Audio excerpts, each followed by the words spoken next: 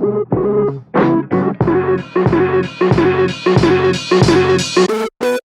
up, guys? So Sneaker Lab is here at DesignerCon in Anaheim, California. We are taking over the VIP booth, cleaning shoes and selling exclusive DesignerCon wipes and deluxe kits. Oh man, this is actually our 4th year coming in a row. It's a family tradition. It started off little and now it's this. You know, it's fantastic. We're going to continue to come every year.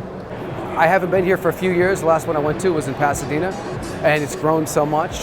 And yeah, just got my sneakers cleaned by the Sneaker Lab here, which is fantastic. I believe sneakers are art. That's probably the biggest staple of our whole streetwear industry and our industry as of right now. It's something that people will invest in just like it was hanging up on a wall. I always make shoe contact before eye contact. Because what you got on your feet tells a lot about your personality. A lot of people will be, introverted, but they'll see something on your foot and they're like, yo, where did you get those? That's crazy. It's a community thing. It brings us together. We have something to talk about. It's never gonna go away. It's a deep love.